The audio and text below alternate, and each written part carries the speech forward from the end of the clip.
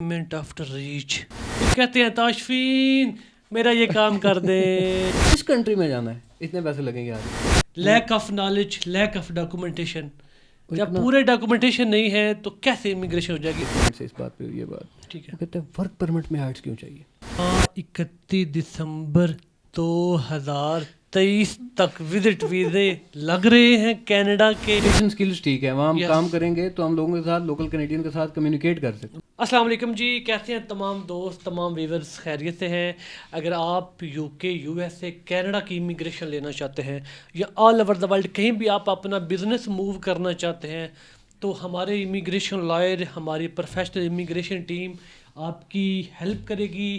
آپ کے ڈاکومنٹیشن کے لیے, آپ کی ویزا پروسیسنگ کے لیے, آپ کی انویسٹمنٹ کے لیے آپ کو ہر سٹیپ پہ گائیڈ کرے گی. سو اس حوالے سے ہمارے ساتھ آج موجود ہے ایڈوکیٹ علی حمزہ صاحب. آئے ان سے بات بھی کرتے ہیں اور ان کا انٹروڈکشن بھی کرتے ہیں اور ان سے پوچھتے ہیں کہ وہ امیگریشن میں کیا اپنے کلائنٹس کو سروسز دیتے ہیں اور کن کن کنٹریز کو دیتے ہیں. السلام علیکم جی. وعلیکم السلام سے. کیسے ہیں جی آپ؟ الحمدللہ. سب سے پہلے تو مجھے اپنا تعارف کروائیں, میرے کلائنٹس کو بتائیں تھوڑا سا اپنا. Obviously my self Ali Hamza, I am a law graduate from university of Gujarat, اور ایج امیگریشن کے ساتھ میں پچھلے 5 سال سے ورک کر رہا ہوں. پہلے میں ورچولی کام کرتا تھا, دیکھتا تھا ان کی چیزوں کو, like taxation matters and things like that. اور اس کے بعد جیسے میرا لا کمپلیٹ ہوا ہے اینڈ اس کے بعد میں نے اسے ایز اے پروفیشن اڈاپٹ کیا. زبردست. یہ بتائیں, سوری کب سے بتایا آپ نے, کتنا عرصہ ہو گیا آپ کو؟ ایج سے مجھے اپروکسیمیٹلی 5 ایئرس ہو گئے ہیں. 5 سال سے آپ لا میں ہیں, آپ ایس میں موجود ہیں. تو آپ نے اپنی اسکولنگ کہاں سے کی ہے؟ انیشیل اسکولنگ میری اپنے گورنمنٹ پبلک سیکٹر, میرے گاؤں میں ایک اسکول تھا. گورنمنٹ اسکول میں؟ بالکل سر, گورنمنٹ اسکول. ٹاٹ میں یا بینچ ٹائپ؟ بالکل ٹاٹ ہوتا تھا, گھر سے بوری لے کے آتے تھے. ٹاٹ ہوتا تھا؟ میرے اسکول میں ٹاٹ بھی نہیں ہوتا تھا. ٹاٹ سر ہم نے وہ سارے جو چیزیں میں مس کرتا ہوں کبھی کبھی, ان ساری چیزوں کو جو ہم نے دیکھی ہیں اس دور میں. آج کل کے بچوں کو میرے خیال سے وہ چیزیں پتہ بھی نہیں ہے کہ کیا کیا چیزیں ہوتی تھی. بارش آ جانی, اسی ٹاٹ کو نکالنا, چھتری, کیا بات ہے.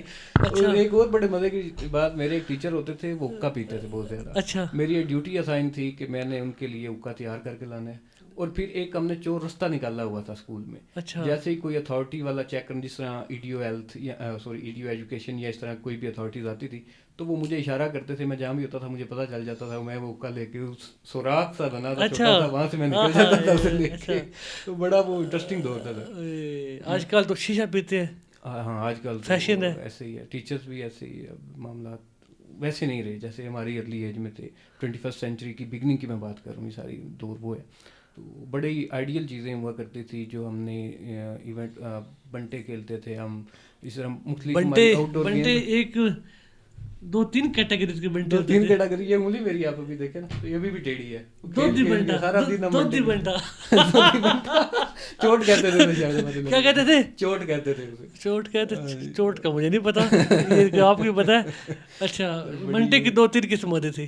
ایسے ہی ہے بالکل. تو کبھی یہاں سے بنٹے کھیلتے کھیلتے بنٹے کو بنٹا لگایا, بنٹا ٹوٹ گیا ہو, کوئی ایسا پاورفل ہے؟ آپ نے میٹرک کب کی تھی؟ سوری 2010 میں میری میٹرک کمپلیٹ ہوئی تھی. اسکول میں رہ کے آپ نے اپنے ٹیچر کے کوئی گھر کے کام کیے ہو؟ جو کر لی, مجھے پتا بڑے دوستوں نے کیے, ہم نے خود کیے, بڑے کیے. میں شروع سے کوشش کرتا تھا کہ میں ٹیچر کے ساتھ انگیج رہوں, مطلب کہ میں کوئی بہت کلاس میں یہ سب کہتے تھے کہ سمجھدار لڑکا کون ہے سب سے, آپ ہاتھ کھڑا تو نہیں کرتے تھے؟ ایسی چول کبھی نہیں. سر جس سے کام لینا اسے کہتے تھے اچھا جی مجھے بتائیں کہ سب سے سمجھدار لڑکا کون ہے, تو پھر ایک ہاتھ کھڑا کرتا, سر میں ہوں سمجھدار. سمجھدار ہے وہ پھنس جاتا ہے. پھر ادھر دیکھا, جب 2-4 دفعہ تو پوچھتے, جب پتہ چل گیا کہ یہ کام کرواتے ہیں تو پھر جناب. یونیورسٹی میں میرے ایک ٹیچر تھے, تو ان کا گھر سے سامان آیا کچھ, تو انہوں نے مجھے کال کی, کہتے ہیں یار میں فیملی لے کے ادھر آیا ہوں, تو مجھے وہ سامان شفٹ کرنا ہے. تو وہ رہتے بھی ایک بڑا تنگ سا فلیٹ انہوں نے لیا, اوپر 4th فلور پہ فلیٹ تھا. تو چلے تو میں گیا 8-10 لڑکے لے کے, لیکن اب وہاں جا کے ہم سوچ رہے ہیں کہ ہم سامان سیڑھیوں کے تھرو وہ جا نہیں سکتا تھا کیونکہ سامان تھا, اس کی اتنی وڈتھ نہیں تھی سیڑھیوں کی. تو پھر ہم سائنس سے لگا کے پھر ہم نے مختلف گھروں سے چادریں اکٹھی کی, اس کو ہم نے رسیاں اکٹھی کی, اس کو ہم نے باندھا, اور ہم نے بالکونی کے تھرو وہ سامان سارا شفٹ کیا. تو میری تو ٹیچر کے ساتھ اس طرح کی انگیجمنٹس ہوتی تھی کہ ٹیچر کے پرسنل کام بھی وہ مجھ پہ ٹرسٹ کرتے تھے. ایک گھر میں لے کے جانا ایک اسٹوڈنٹ کو, مطلب آپ سمجھدار ہوتے تھے. You could say sir. You could say this. अच्छा अच्छा, आप क्लास में समझदार थे. एक बड़ा इंटरेस्टिंग वाक़या था. हमारी एक टीचर थी मिस शाजिया, वो इस्लामाबाद से थी एक्चुअली. तो उन्हें पंजाबी नहीं आती थी. अच्छा. शी वाज उन्होंने इंग्लिश स्कूलिंग में उनकी Okay. इनिशियली थी तो सारा. तो एक दिन उन्होंने ना लड़कियां क्लास की लेट होगी थोड़ी, तो उन्होंने बोला देर से आने की पंजाबी क्या है मुझे बताएं ज़रा. हम बैक बेंचर्स थे तो शुरू से. तो मैंने उन्हें कहा मैडम इसकी पंजाबी होती है लूर लूर करना. तो उन्होंने कहा अच्छा अच्छा देर से आने की ये होती है. मैंने कहा जी इसे कहते हैं लूर लूर करना. वो लड़कियां जैसे ही एंटर हुई, क्लास पूरी बैठी थी, तो मैडम उन्हें ऐसे देख के कहती हैं आप कहाँ लूर लूर कर रही थी. इतना वो एम्बैरेस हुई इस चीज़ को. मैडम को बाद में जब सारी क्लास लाफ्टर हुआ, उन्हें बाद में समझ आई कि ये मुझे तो इन्होंने बनाया है, ऐसी तो कोई बात नहीं होती है. तो बड़े इंटरेस्टिंग वाक़े आते हैं ऐसे सर, और बड़ा गोल्डन टाइम आपने याद करवा दिया. मैं उसी दौर में वापस चला गया. थोड़ा सा मुझे ना इमिग्रेशन के बारे में बताएं कि आप किन कंट्रीज़ को डील करते हैं और क्या प्लान डील करते हैं. सर हम ऑल ओवर द वर्ल्ड तमाम कंट्रीज़ के इमिग्रेशन प्रॉपर इमिग्रेशन प्लान्स को डील करते हैं. उन प्लान्स को नहीं डील करते जो आप कहें कि हो सकता है इसमें चांसेस हैं. डन पे करते हैं. नहीं, डन वाला क्या होता है सर. आप मैं एग्जांपल देता हूँ. ये पेंसिल है मेरे पास, आप ये कहते हैं कि ये पेंसिल मुझे चाहिए, इसके इस बक्कल पे सोना लगाओ, ठीक है, लेकिन चाहिए मुझे ये उसके 20 रुपए में.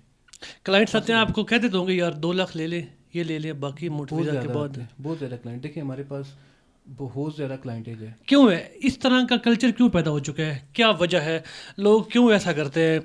सबसे पहली बात और सबसे आखिरी बात भी आप समझ लें, हमारे यहाँ जो ट्रेडिशन है एजेंट्स का, एक फ़र्क है एजेंट्स में, कंसल्टेंट में और एक इमिग्रेशन लॉयर में. ये हम समझते नहीं है हमारे लोग.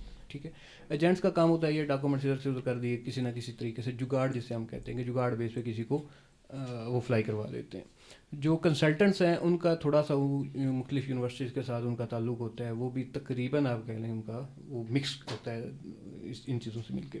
उसमें कुछ चीज़ें होती हैं, कुछ नहीं पॉसिबल होती. जो कि इमिग्रेशन लाइसेंस इमिग्रेशन लॉयर है वो बाउंड होता है टू फॉलो द लॉज. उसने वो सारे लॉज फॉलो करने हैं जो एक कंट्री के हैं. जैसे आप कनाडा को अगर डील कर रहे हैं तो आपने कैनेडियन गवर्नमेंट के रूल्स एंड रेगुलेशन के मुताबिक चलना है. तो ये एक डिफरेंस है. हमें लॉ में पढ़ाया भी यही गया है. एग्जैक्टली यही सबसे पहली चीज़ ये होती थी कि you have to obey the laws. पहले आप खुद अगर लॉज को ओबे कर सकते हो तो फिर आप एक अच्छे वकील हो, फिर आप एक अच्छे लॉयर हो, या एक आप अच्छे इमिग्रेशन कंसल्टेंट हो. बिल्कुल एग्जैक्टली. मुझे कोई बताएं कोई ऐसा इंटरेस्टिंग क्लाइंट्स का वाकया. सर बड़े क्लाइंट्स हैं. अभी पिछले दिनों बल्कि आप भी मौजूद थे उस दिन, एक क्लाइंट आया जी हमारे पास और उन्होंने बोला कि ये ना मेरा वीज़ा हुआ है, वर्क परमिट हुआ है, और इसमें अच्छी बात यह है कि मेरा ये कनाडा और यूएस का मिक्स्ड वर्क परमिट है. हाँ, याद आ गया होगा. अच्छा अब हम सोच ऊपर स्टैम्प भी लगी हुई थी कि अप्रूव्ड है, अप्रूव्ड. यूएस से यूके और कनाडा शायद तीनों कंट्रीज का था उसका. तो तीनों कंट्रीज का उसका वर्क परमिट हो. ये कैसे लोग हैं, समझ से बाहर है. पैसे कितने उसने दिए हुए थे? मेरे ख्याल से 40 लाख रुपया उसने दिया. 40 लाख दिया हुआ था. बाकी उसने दे रहे थे तो हमसे वेरिफिकेशन करवा रहा था. तो ऐसे कैसे हो सकता है. देखिए हमारे यहाँ ना मेरे पास एक खातून है, पीएचडी थी, वो पीएचडी थी, उनके स्कोर बन रहे थे 520, उनका आर्ट्स बहुत अच्छा था, सारी चीज़ें बहुत अच्छी थी. उनकी एक्सप्रेस एंट्री में फ्री ऑफ कास्ट उनकी पीआर हो रही थी. अब वो किसी कंसल्टेंट के पास चली गई गलती से, वहाँ जाके उन्होंने उनकी पीएनपी में फ़ाइल अप्लाई कर दी. ठीक है, पीएनपी में फ़ाइल अप्लाई हुई और उसके बाद भी उनका रिजेक्शन, उनको इनविटेशन नहीं आया क्योंकि उसने जो उनके बेसिक स्कोर्स थे उसको ऐड ही नहीं किया. उनका जो वर्क एक्सपीरियंस था, उनकी सारी चीज़ों को, ऑक्यूपेशन में डिमांड नहीं होगी, ऑक्यूपेशन इन डिमांड, ये चीज़. अब देखें लोग पीएचडी, वो खातून थी, और मुझे उस कंसल्टेंट से ज़्यादा उन खातून पे गुस्सा आ रहा था कि आप एक पीएचडी लोग हैं, आप रिसर्च तो करें, आप खुद पढ़ें तो सही, इमिग्रेशन रूल्स को पढ़ें कि क्या ऐसा है, क्या ऐसा पॉसिबल है. हम लोग ब्लाइंड बन जाते हैं. आपने गाड़ी लेनी हो ना तो हम उस 50 बंदे लेके जाते हैं कि ये गाड़ी लेनी है, चेक करें इसका कैसा है, कोई एक्सीडेंट तो नहीं है, कुछ नहीं है. आप इमिग्रेशन आपकी ज़िंदगी का सवाल है, तो आप क्या करते हैं, आप ऐसे ही आंखें बंद करके पैसे दे देते हैं एक बंदे को कि ये लें जी पैसे, हमें पहुंचा दे कनाडा. हो सकता है ऐसा? कभी भी नहीं हो सकता. आप खुद देखें कि क्या ये चीज़ें हो सकती हैं. अल्लाह पाक ने आपको अकल दी है. आपके घर में कोई, आप नहीं भी पढ़े लिखे, आपके घर में कोई ना कोई बंदा पढ़ा लिखा होगा, आप उसे बोलें कि यार मैं एक कंसल्टेंट से मिल के आया हूँ, उन्होंने ये बातें की हैं, तो जाओ कनाडा गवर्नमेंट की वेबसाइट पर हर चीज़ अवेलेबल है, तो मुझे वो वेरीफाई करके बताओ कि क्या ये चीज़ें हो सकती हैं. یہ چیزیں ہو سکتی ہیں تو ٹھیک ہے میں اسے پرسو کرتا ہوں, اگر نہیں ہو سکتی تو مجھے بتاؤ کیوں کون سی چیزیں نہیں ہوتی. کویسچن ریز کریں. ہم خوش ہوتے ہیں کہ ہم سے کوئی بندہ پوچھے, اور یہاں آ کے بندے بات کر رہے ہوتے ہیں, ہمیں خوشی ہوتی ہے کہ ان کے پاس نالج ہے, بیسک نالج ہے. تو ایسے بندے پہ نہ ہمارا ٹائم ویسٹ ہوتا ہے نہ ان کا ٹائم ویسٹ ہوتا ہے. تو میں یہی بات ہمیشہ میں یہی کرتا ہوں کہ آپ میچیور کلائنٹس بن کے آئیں ہمارے پاس, آپ کے پاس بیسک انفارمیشن پہلے سے موجود ہو تاکہ ہم آپ کو بہتر گائڈ کر سکیں. اسپورٹ میں کیا لائک کرتے ہیں آپ؟ اسپورٹ میں سر میں بیسیکلی والی بال کھیلتا رہا ہوں, میرے گاؤں کا یہ ایک فیوریٹ گیم ہوتی والی بال یار میرے تو ہاتھوں کو درد ہوتی ہے, وہ تو نہیں. باقی وہ لیدر بال ہوتا ہے وہ بڑا, لیکن انیشیلی کچھ عرصہ آپ کو درد ہوگی, اس کے بعد آپ یوز ٹو جب ہو جائیں گے. میں زندگی میں بھی نہیں کھیلا, ایک دفعہ کھیلا تھا تو مجھے تو بڑی. سر اس کا بڑا ایک فائدہ ہے ویسے آپ کو بتا دوں, اب یہ جو رنگ ہے نا, ابھی شادی ہوئی ہوگی آپ کی یا نہیں ہوئی, تو جب شادی ہوتی ہے انگیجمنٹ ہوتی ہے, کیا مطلب ہوئی ہے نہیں ہوئی؟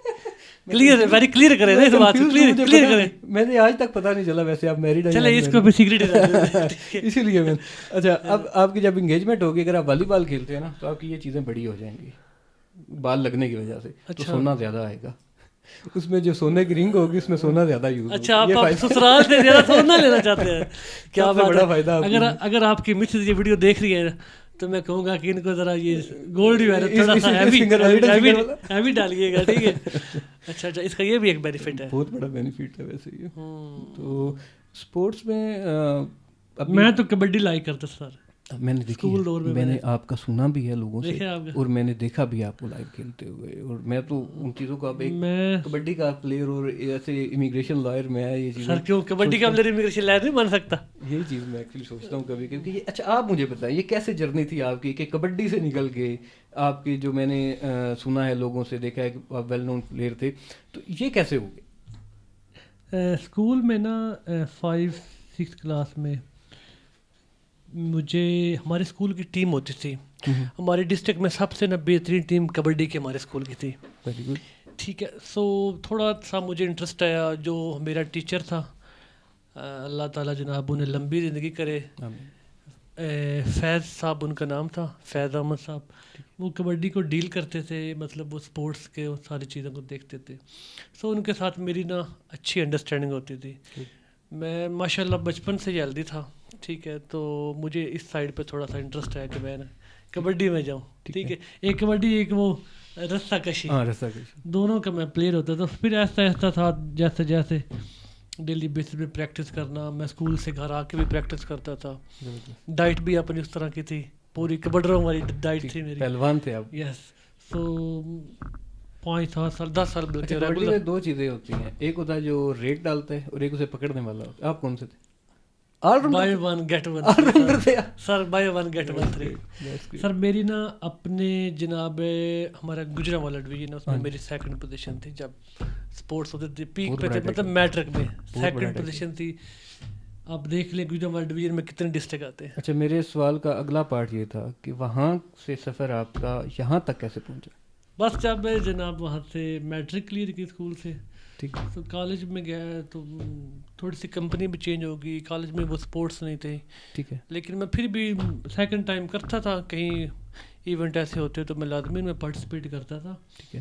لیکن پھر کالج چلے گئے, یونیورسٹی چلے گئے, پھر ٹائم اتنا نہیں ہوا, ٹھیک ہے. تو پھر ڈیفینیٹلی بھائی تھے, برسٹر تھے, ان کی یہ فیلڈ تھی, تو مجھے بھی اس فیلڈ میں آنا پڑا ساتھ. پھر امیگریشن میں پھر ٹائم نہیں ملا, اتنے بزی ہو گئے کہ ابھی بھی مجھے شوق ہے, ابھی کہیں مجھے پتہ چلے کہ وہاں پہ ہے کبڈی ہے تو میں ڈیفینیٹلی, مجھے آفس سے جانا پڑے تو میں جا کے دیکھتا ہوں, اچھے پلیئر کو میں داد بھی دیتا ہوں اور رسپیکٹ بھی کرتا ہوں. آج بھی میرے اندر وہ پیشن ہے, ڈیفینیٹلی میں ابھی بھی کھیل سکتا ہوں. بالکل ٹھیک ہے. تو آپ کو پتہ ڈیلی پریکٹس تو میں کرتا ہوں, جم تو میں لگاتا ہوں, یہ ساری چیزیں ہیں. سو ابھی بھی میں کھیل سکتا ہوں, لیکن ٹائم نہیں اتنا ہوتا. اچھا ابھی آتے ہیں ہم, ایک نا میرا بڑا بیسک کنسرن ہے, اسٹوڈنٹ ویزا لوگ اپلائی کرتے ہیں بہت زیادہ. آپ کی نظر میں بینگ اے امیگریشن لائر, آپ کی نظر میں آپ اسٹڈی ویزا کو کیسا سمجھتے ہیں؟ اسٹڈی ویزا ڈیفینیٹلی جی, اسٹڈی ویزا جن لوگوں نے جن بچوں نے اسٹڈی کرنی ہوتی ہے فردر اسٹڈی کے لیے, ڈیفینیٹلی جب ہمارے بھی بڑے یو کے یو ایس اے کینیڈا سے ہی اسٹڈی کیا انہوں نے, چلے میں نے پاکستان سے اپنی ساری اسٹڈی کمپلیٹ کی ہے, لیکن لوگ جاتے ہیں پڑھنے کے لیے بھی, ہائر اسٹڈی کے لیے بھی, وہاں پہ پروفیشنل اپنی ساری چیزیں دیکھتے ہیں, لیکن اسٹڈی ویزا ان کو لینا چاہیے جنہوں نے ایک تو ڈگری کمپلیٹ کرنی ہو یا ڈگری کے ریلیٹڈ جانا ہو یا ان کی فریش ڈگری ہو پاکستان سے. اب ایک کا 2 سال 3 سال 4 سال کا گیپ ہے اسٹڈی میں, کوئی تک نہیں بنتا اس بندے کا visit visa study visa apply کرنا. بالکل صحیح. کہ اب گیپ کے ساتھ کبھی بھی وہ فریش کینڈیڈیٹ کو آپ اپنا بتائیں مجھے. بالکل صحیح ہے. میں تو سمجھتا ہوں کہ سب سے بڑا جو بے وقوفی ہوتی ہے وہ اسٹڈی ویزا اپلائی کرنا ہوتا ہے. اب پوچھیں کیوں؟ 3 وجہ سے. پہلی وجہ یہ ہے, آپ اگر اسٹڈی ویزا پہ جا رہے ہیں تو آپ نے انیشیلی 1 ایئر کی فیس پے کر دی. بالکل کینیڈین گورنمنٹ کو آپ نے 1 ایئر کی فیس پے کر دی. دوسری وجہ یہ ہے کہ آپ نے پھر دوبارہ فیس انہیں 1 سال بعد دوبارہ پے کرنی ہے. لوگ کہتے ہیں جی کنسلٹنٹس عام طور پہ یہ کہتے ہیں کہ جی آپ $8,000 $9,000 $10,000 یونیورسٹی کی فیس ہے, سسکیچوان والی سائڈ ایڈمیشن لے لیں. ان کا کبھی ویزا نہیں ہوا. آج تک کبھی اس طرح کی یونیورسٹی کا ویزا نہیں ہوا جس کی فیس بہت کم ہو. تو آپ کو اگر آپ ماسٹر پروگرام کے لیے جا رہے ہیں تو آپ کو منیمم $30,000 اپنے ذہن میں رکھنا چاہیے کہ اتنی میری دونوں سالوں کی فیس ملا کے ہوگی. 1 سال کی فیس آپ نے ایڈوانس میں دے دی. دوسرے نمبر پہ آپ نے $10,200 یا $10,000 آپ نے GIC میں رکھوا دیے, ڈپازٹ کروا دی. اچھا, یہ آپ کے تقریباً $40,000 بن گئے. پھر وہاں جا کے آپ نے ورک کتنا لو ہوتا ہے ایک اسٹوڈنٹ کو, وہ آپ کو بھی پتہ ہے, مجھے بھی پتہ ہے. تو آپ نے چھپ کے ہی کام کرنا ہے. جو اوور ٹائم کرتے ہیں, جو لیگل ورک ہے, اس پہ تو آپ کا گزارا ہی نہیں ہو سکتا. اس پہ تو آپ کا اپنی اگلے سال کی فیس بھی نہیں آپ بنا سکتے. آپ نے اپنی فیملی کو بھی سپورٹ کرنا ہے. فیملی یہ ایکسپیکٹ کر رہی ہوتی ہے کہ بچہ باہر بھیجا ہے, بے شک اسٹڈی ویزا پہ, لیکن ہمیں سپورٹ کرے گا. اچھا, اس کے بعد جو تیسری مین جو اس میں بیسک چیز آ گئی ہے, آپ کو اسٹڈی کمپلیٹ کرو گے, پھر آپ کو PSW ملے گا, پھر آپ PR کے لیے ایلیجیبل ہیں. مطلب کہ 4 سال آپ کو لگیں گے PR لینے میں. تو بجائے اس کے اگر آپ کی کوالیفیکیشنز پوری ہیں, آپ کی ایج پوری ہے, آپ ورک پرمٹ کے لیے ایلیجیبل ہیں, تو آپ ڈائریکٹ ورک پرمٹ پہ جائیں. آپ کیوں یہ روٹ لے رہے ہیں کہ آپ فیسز بھی دیں انہیں, آپ کام بھی تھوڑا کریں وہاں جا کے, پیسے بھی کم کمائیں, اور پھر آپ کو 4 سال بعد PR ملے. آپ ورک پرمٹ پہ جائیں, 1 سال بعد آپ PR لیں. تو یہ ایک مطلب کہ میں سمجھتا ہوں کہ وائز آپشن آپ کے پاس ورک پرمٹ والا ہے اسٹڈی ویزا کے علاوہ. ایس اور باقی کمپنیوں میں کیا ڈفرینس ہے, آپ کیا سمجھتے ہیں؟ آپ بھی 5-7 سال سے ایس میں ہیں, ساری چیزوں کو دیکھ رہے ہیں, تو آپ یہ بتائیں کہ ایس اور باقی سب کمپنیوں میں کیا ڈفرینس ہے؟ ایک میجر فرق ہے, سب سے بڑا فرق ہے, باقی تو معمولی فرق تو بہت زیادہ ہے. میجر فرق یہ ہے کہ ہم کینیڈین بیرسٹرز ہیں, ہم کنسلٹنٹس نہیں ہیں, ہم ایجنٹس نہیں ہیں. اس میں سب سے مزے کی چیز یہ ہے, پاکستان میں کوئی رول اینڈ ریگولیشن نہیں ہے. یہ آپ بھی جانتے ہیں, میں بھی جانتا ہوں, ہمیں ماننا پڑے گا. It's a better reality. لوگ پاکستان میں کسی کمپنی سے کانٹریکٹ کرتے ہوئے ڈرتے ہیں, یار یہاں پہ کانٹریکٹ لا کی کون سی پریکٹس ہے, کانٹریکٹ بریچ ہو جائے تو کون سی سزا ہے, نہیں ہے سزا. تو ہماری سب سے جو بڑی, ہم لوگوں کو یہ کہتے ہیں کہ آپ کا پاکستان پہ نہیں ٹرسٹ, آپ ہمارے کسی اور آفس سے کر لیں, آپ UK آفس سے کر لیں, آپ US آفس سے کر لیں, آپ دبئی آفس سے کر لیں, آپ ہمارے کینیڈا آفس سے کر لیں. کینیڈا آفس پہ تو ٹرسٹ ہوتا ہے نا لوگوں کو, وہاں تو بہت سخت سزائیں ہیں آپ کو بریچ کرنے کی. کیوں رہتے پاکستان میں ہے ٹرسٹ, پاکستان کے لا پہ نہیں, کیوں نہیں؟ مجھے تو ٹرسٹ ہے. یہی بات لوگوں کو نہیں ہے. میں اب یہ کلائنٹس کو ہم یہ بات سمجھا کے تاکہ خیر رہتے پاکستان میں, کھاتے کماتے پاکستان سے, ٹرسٹ پاکستان پہ نہیں ہے. یہ بات تو اب اچھا, اس میں ایک اور چیز کہ ایس میں, اور آپ نے پوچھا کہ دوسری فرم میں کیا فرق ہے, ہم وہاں پہ بیرسٹرس ہیں. اگر ہمارے کسی بھی ویزا میں کوئی ڈسپیوٹ آ جاتا ہے, کوئی ایلیگیشن آ جاتا ہے بائی دا امیگریشن, تو ہم اسے کورٹ میں جوڈیشل ریویو کر سکتے ہیں. کوئی ہمارے پاس, اچھا مزے کی بات, بہت سارے ایسے کنسلٹنٹس ہیں جن کے جو کیسز وہاں پہ پھنس جاتے ہیں, میں سمپل ورڈ میں وہ ہمیں کانٹیکٹ کرتے ہیں, جی یہ آپ اپنی فیس لیں, آپ اپنی بیرسٹر کاسٹ ہم سے لیں, اور ہمیں یہ ایشو جوڈیشل ریویو کے تحت آپ ریزالو کریں. ڈیفینیٹلی وہ کلائنٹ کو تو پھر چارج کرتے ہیں. تو لوگوں کو یہ سمجھنا چاہیے نا, جو ہم انٹرنل وہاں پہ ایشو سالو کر سکتے ہیں, تو یہاں پہ امیگریشن لینا, ورک پرمٹ لینا, انویسٹمنٹ کرنا ہمارے لیے کوئی میٹر نہیں ہے, چیزیں کرتی ہی نہیں ہے. ڈیفینیٹلی کلائنٹ آئے گا تو اس کو گائڈ کریں گے, ساری چیزیں کریں گے, لیکن ہمارے لیے کوئی چیز میٹر نہیں, کوئی یہ مشکل نہیں ہے. بالکل ٹھیک ہے. کینیڈا سے ہم لائسنسڈ لائر ہیں, صرف لائرس نہیں ہیں, 3 بار کی ہمارے پاس ممبرشپ ہے, ہم وہاں پہ لوکل پریکٹس کرتے ہیں. سب سے مزے کی چیز یہ ہے, آپ کا کوئی بھی ڈسپیوٹ ہو, ہمیں امیگریشن, آپ کے رشتہ داروں کا کوئی ڈسپیوٹ ہو, بہت سارے ایسے بھی لوگ آتے ہیں جو کہتے ہیں جی ہمارے فلاں رشتہ دار ہیں, ان کا یہ ایشو ہو گیا, انہوں نے اسائلم اپلائی کیا تھا, اس میں کچھ ایشوز بن گئے, یا یہ ایشوز تھا, ان کا ورک پرمٹ نہیں ہو رہا, تو ہم انہیں بھی ڈیل کرتے ہیں. تو یہ تو ایک بہت بڑی امبریلا ہے نا, جس کا ایک آفس ہمارا ادھر اسلام آباد میں ہے.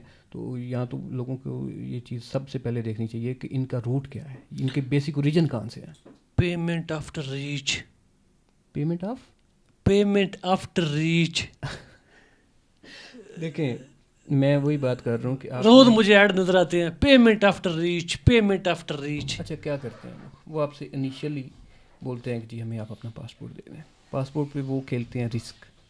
اب اس رسک میں یا تو آپ کا ویزا ہو جائے گا, جو کہ 2% چانسز ہیں ہونے کے, سر 0%. اچھا 98% باقی جو چانسز ہے، میں اسے 2% کنسیڈر چلے میں سیف سائڈ کروں، 98% آپ کیا ہوں گے، آپ اس کنٹری سے بلیک لسٹ ہو جائیں گے، آپ پھر بار بار اپلائی کرتے رہیں. اور انگلش کنٹریز کا آپ کو پتہ ہے ڈیٹا شیئر ہوتا ہے.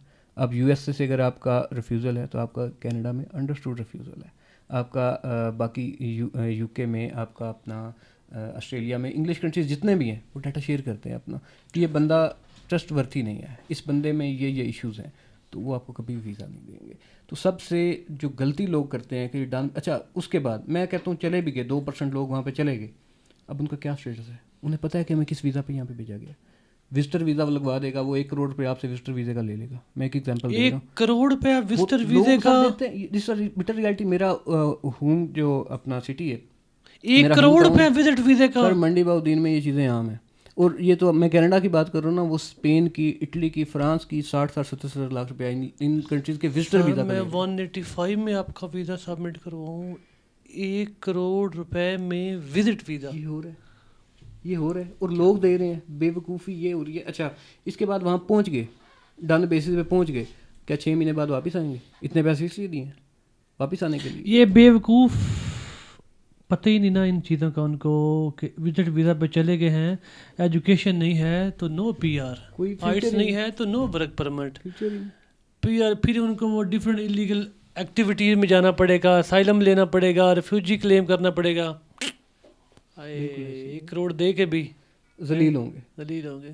پھر کہتے ہیں تاشفین میرا یہ کام کر دیں، Durdana help me, Durdana help me. Drama دیکھا آپ نے؟ بالکل مووی تھی وہ دردانہ ہیلپ می. وہ ایسے ہی Tashfeen help me, Tashfeen help me. اس نے کیوں کہا دردانہ ہیلپ می؟ سر لمبی سٹوری ہے تھوڑی سی بتا دیں. اچھا تو چیز یہ ہے کہ لوگوں کے پاس نا بیسک ہمارے یہاں جو لٹریسی ریٹ بھی اب تو امپروو ہو گیا، لوگ پڑھے لکھے ہیں، لیکن پڑھے لکھے ہونے کے باوجود بھی لوگ ہیڈک لینا پسند نہیں کرتے کہ ہمیں یہ چیز ہے. اچھا ہمارے نا کلائنٹس ہم سے جو کانٹیکٹ کرتے ہیں سب سے پہلے وہ کال وغیرہ کرتے ہیں، انفارمیشن بیسک ہم دیتے ہیں، اس کے بعد ہمیں انہیں بروشر شیئر کر دیتے ہیں جو کینیڈین گورنمنٹ کی ویب سائٹ پہ انہیں ایز اٹ مل جائے. ہم ایزی بنانے کے لیے انہیں وہ چیزیں ہم سمرائز کر کے بتا دیتے ہیں کہ یہ چیزیں ہیں. اب وہ اتنے لوگ ہیں، پھر اس کے بعد جب ہمارے پاس آفس میں آتے ہیں وزٹ کے لیے، ادھر آتے ہیں، بات ہو رہی ہوتی ہے، تو ہم پہلا سوال پوچھتے ہیں آپ نے بروشر پڑھا تھا؟ 90% لوگ کہتے ہیں ہم نے نہیں پڑھا. تو یار ایک چیز آپ کو ہم نے اتنی محنت کر کے آپ کو کنسائز کر کے ساری چیزیں اس کی requirements each and everything بتا دی ہے، پھر بھی لوگ اسے پڑھنے کا ہیڈک نہیں لیتے. تو ہمارے یہاں نالج اور پلس ہم چاہتے ہیں کہ ہم بس جادو ہو جائے کوئی کہ ہم ایسے مطلب کہ پیسے دیں، ہر کام پیسے دینے سے نہیں ہوتا. کیا 31 دسمبر 2023 تک وزٹ ویزے لگ رہے ہیں کینیڈا کے؟ ہاں جی بالکل لگ رہے ہیں، یہی ڈیڈ لائن ہے. اس کے بعد تو کینیڈین ایمبیسیز بند ہو جائیں گی، کینیڈین امیگریشن بند ہو جائے گی. اس کے بعد تو یہ کیا سین ہے؟ کیسی باتیں. اب لوگوں کے میں نالج میں اور معصوم لوگ ہیں نا جو ایسے فراڈس کا حصہ بن جاتے ہیں. دیکھیں کوئی بھی کنٹری ہے، آپ کسی کنٹری کو لے لیں، دنیا کوئی بھی کنٹری ہے، کیا اس کی ایک اسپیسیفک ڈیٹ ہے کہ آپ اس ڈیٹ تک میری کنٹری میں آ سکتے ہیں، اس کے بعد آپ نہیں آ سکتے؟ تو کیا اس کے بعد اس لوگوں کی ضرورت ختم ہو جائے گی؟ یا اس کی جو انٹرنیشنل ٹریٹیز اس نے سائن کی ہیں مختلف کنٹریز کے ساتھ جو وہ باؤنڈ ہے کرنے کے لیے، کیا وہ ختم کر دے گا ایسی؟ مثال کے طور پہ اگر کینیڈا نے پاکستان سے ٹریٹی کی ہے کہ میرے لوگ آپ کی کنٹریز میں آ سکتے ہیں، آپ کے لوگ میرے کنٹریز میں آ سکتے ہیں، تو کیا 31 دسمبر اس کی لاسٹ ڈیٹ ہے؟ کیسی باتیں یہ کرتے ہیں. وہ لائف ٹائم کے لیے ہوتی ہیں چیزیں، اس میں کسی قسم کا بھی ایسا کوئی ایشو نہیں ہوتا. پھر کہتے ہیں کہ امیگریشن میں فراڈ ہے. لوگ اپنے ان کے ذہن فراڈی ہیں. لوگوں کے امیگریشن میں فراڈ نہیں ہے، لوگ خود فراڈ لگوانا چاہتے ہیں، اپنے ساتھ خود فراڈ کرتے ہیں. یہ بات آپ نے امیگریشن 100% سیکیور ہے، لیکن ہمارے لوگ ہمیشہ سے فراڈ کرواتے آئے ہیں یہی بات اپنی مسٹیک کی وجہ سے. Lack of knowledge, lack of documentation. جب پورے ڈاکومنٹیشن نہیں ہے تو کیسے امیگریشن ہو جائے گی؟ اب کسی کے پاس کوئی کلائنٹ آ گیا ہے، ہم تو امیگریشن لائے رہے ہیں، کبھی ایسا کیے نہیں، اس کا اب آپ 2-4 لاکھ اس کو دے رہے ہیں، اس کا دل کرتا ہے کہ آپ واپس جائیں، ڈاکومنٹیشن ہو یا نہ ہو، کہتا ہے آ جا بھائی، ہو جائے گا. کس کنٹری میں جانا؟ اچھا بات بھی ہے، کس کنٹری میں جانا ہے؟ اتنے پیسے لگیں گے آج. آئٹس ضرورت نہیں، وہاں پہ کہتے ہیں آئٹس کی ضرورت نہیں، بغیر آئٹس کے جناب ہو جائے گا. اچھا میری کل 15 منٹ ایک کلائنٹ سے اس بات پہ ہوئی ہے بات. ٹھیک ہے، وہ کہتے ہیں ورک پرمٹ میں آئٹس کیوں چاہیے؟ وہ کہتے ہیں کہ ہم تو وہاں مزدوری کرنے جانا، لیبر ہے، تو ہمیں آئٹس کی، ہم گلف میں نہیں، یورپ میں نہیں، کہیں بھی ہم آئٹس نہیں چاہیے ہوتا. پلیز آپ نا اس براڈ کاسٹ کے تھرو، آپ یہ پوڈ کاسٹ کے تھرو یہ بات آپ آج کنوے کریں کہ کیوں آئٹس ضروری ہے, تاکہ لوگوں کو تھوڑی سمجھ آئے کہ آئٹس کے بنا نہیں, بے شک آپ مزدوری کے لیے جا رہے ہیں. سر ڈیفینیٹلی وہ ایک نا انگلش کنٹری ہے, سو وہاں پہ 2 لینگویج ہیں, فرینچ اور انگلش. بالکل. اگر آپ دونوں میں سے ایک بھی آپ کو آتی ہے تو آپ ایلیجیبل ہیں وہاں کسی بھی پلان میں جائیں. اور وہ آنے کا یہ مطلب نہیں ہے کہ آپ اسپیکنگ کر لیں, آپ کو اسپیکنگ اچھی ہے, آپ کی لسننگ اچھی ہے. نو, آؤٹ آف کینیڈا, آپ کینیڈا میں ہوں گے تو ضرورت نہیں ہے, لیکن آپ آؤٹ آف کینیڈا ہوں گے تو اس کے لیے ہمیں ایویڈنس چاہیے ہوتا ہے. ایویڈنس کے لیے آپ 2-3 ڈپارٹمنٹ ہیں, برٹش کونسل ہے, IDP ہے, آپ ان سے آپ وہ سرٹیفکیٹ لیں, آپ آئٹس کریں. بالکل ٹھیک. پھر ہی وہ پروف ہو سکتا ہے. کینیڈا کا انٹرویو تو ہوتا نہیں, ہم کس طرح کنونس کر سکتے ہیں ایمبیسی کو. اسی ہماری کمیونیکیشن سکلز ٹھیک ہے, وہاں ہم کام کریں گے تو ہم لوگوں کے ساتھ, لوکل کینیڈین کے ساتھ کمیونیکیٹ کر سکتے ہیں. بندہ بابا کیا سمجھا یار. میں نے آپ کو اکثر پریشان دیکھا ہے انہی معاملات پہ, کلائنٹس کی کوئریز آتی ہیں تو یار میں یقین کریں لوگوں کے, دیکھیں ایک انسان کی زندگی کی جمع پونجی ہوتی ہے $10,000-20,000 $40,000 $50,000. اب وہ لیک آف نالج کی وجہ سے وہ اپنے پیسے ضائع کر دیتا ہے. اچھا, ایک کل میرے پاس ایک فریش اسٹوڈنٹ تھے, سوری فریش نہیں تھے, ان کا گیپ تھا 4 سال کا. ایک ہی بچہ ہے والدین کے پاس, انہوں نے اپنا گھر بیچا ہے اور وہ کرائے کے گھر پہ شفٹ ہو گئے ہیں بچے کو کینیڈا بھیجنے کے لیے. اسٹڈی ویزا انہوں نے اس کا سبمٹ کروایا ہے. 4 سال کا گیپ ہے اس بچے کا انٹر کے بعد. ٹھیک, اب مجھے بتائیں ایسا کون سا کنٹری ہے, کینیڈا میں انہوں نے اپلائی کیا تھا, اچھا, اور کالج میں اپلائی کیا یونیورسٹی میں. تو مجھے یہ بتائیں کیا ان کنسلٹنٹس کو شرم نہیں آتی تھوڑی سی؟ ایک بندہ اپنا گھر بیچ کے پیسے اس نے انویسٹ کر دیا. اب ڈیفینیٹلی یونیورسٹی, کچھ یونیورسٹی 100% ریفنڈ کرتی ہیں, کچھ نہیں کرتی, وہ اپنے ریڈکشن کرتی ہیں. سر یہ 50-70% اس کی کمیشن بھی لیتے ہیں ایگزیکٹلی, فیس کی انہیں واپس ملتے ہیں پیسے, پے بیک ملتا ہے. ٹھیک ہے, تو کیسے حالات ہیں یہ. اور ان میں میری مطلب آج کی اس پوڈ کاسٹ کے تھرو اگر میرا کوئی آفیشیل, گورنمنٹ کا آفیشیل اگر کوئی یہ سن رہا ہے تو میری ریکویسٹ ہے کہ آپ ایک چیک اینڈ بیلنس کے لیے آپ ان کے اوپر ایک ادارہ بنائیں. ہر گلی میں کنسلٹنٹ آپ کو مل رہے ہیں یار, کوئی پوچھنے والا نہیں ہے کہ آپ کی کیا رجسٹریشنز ہے, آپ کہاں سے اوریجنیٹڈ ہیں, آپ کن پروگرامز کو ڈیل کر رہے ہیں, آپ کس قانون کے تحت یہ پروگرام ڈیل کر رہے ہیں, اس کا بیسک لا کیا ہے, اس کا اس کنٹری کی کیا لاز ہیں. تو ان کے اوپر ایک چیک اینڈ بیلنس کے لیے ایک باڈی ہونی چاہیے جو ان کو دیکھے, جو ان کو آبزرو کرے کہ یہ چیز ٹھیک ہے, یہ نہیں ٹھیک ہے. جو غیر قانونی انہیں, اچھا بعد میں جب فراڈ ہو جاتے ہیں لوگ رپورٹ کرتے ہیں, FIR ہوتی ہیں, پھر انہیں فوراً آ کے وہ بند کر دیتے ہیں. ہمارے سامنے نہیں, سینکڑوں کمپنیز پاکستان میں بھی بند ہوئی ہیں, بلیک لسٹ ہوئی ہیں. کیوں؟ اب لوگوں کو پتہ ہی نہیں ہے کہ LMI یا ورک پرمٹ کہاں سے چیک کرتے ہیں, کون سی ویب سائٹ ہے جناب, وہ دڑا دڑ دے رہے ہیں تو ہو رہا ہے جناب. اپنی انہوں نے ویب سائٹ بنائی ہوئی ہیں, بالکل صحیح, اپنی انہوں نے جناب وہ ایک, تو یہ چیزیں ہیں یہاں پہ, یہ چیزیں. اچھا, اس کے بعد وہ کیا کرتے ہیں, ایک فرم بند ہوئی, ایک بھائی جیل میں چلا گیا, دوسرے بھائی نے نام چینج کر کے وہی کام اگلی گلی میں شروع کر لیا. اگر کوئی باڈی نہیں ہوگی جو انہیں اتھورائز کرے, جو ان کی ورکنگ کو دیکھے, وے آف ورکنگ کو دیکھے, تو تب تک یہ چیزیں سالو نہیں ہو سکتی. لوگوں کے ساتھ فراڈ ہوتے رہیں گے کیونکہ ہمارے لوگوں نے آئی ڈی لینا نہیں, وہ خود اپنی ریسرچ کرتے نہیں ہیں کسی فرم کے اوپر یا کسی اس کے رجسٹرڈ پلانس کے اوپر. تو یہ چیز بہت ضروری ہے, یہ اس وقت کی ضرورت ہے کہ ایک ایسی باڈی ہو جو تمام کنسلٹنٹس کے اوپر ہو, جو ان کو اتھارٹی دے کہ آپ لوگ یہ پلانز ہیں جو ڈیل کر سکتے ہیں, ریسرچ کنٹری کے پلان ڈیل کر سکتے ہیں, کیونکہ آپ کے پاس اس کنٹری کا لائسنس موجود ہونا چاہیے, نہ کہ صرف پاکستان کا. ڈیفینیٹلی آپ وہاں سے اگر ورک کرتے ہیں تو وہاں پہ آگے اٹیچمنٹ تو ہونی چاہیے. بالکل ایسے, یا آپ خود وہاں پہ ہوں, یا آپ کے ساتھ یا آپ کے پینل پہ کچھ لوگ ہونے چاہیے, کچھ لا فرمز ہونے چاہیے. ساری چیزوں کو دیکھنا پڑتا ہے. بہت شکریہ, آپ تشریف لائے. تھینک یو سو مچ. انشاءاللہ آئے بگائے بھی آپ سے جو کلائنٹس ریکویسٹ ہوں گے, کلائنٹس تو دوبارہ بھی آپ سے کانٹیکٹ کریں گے.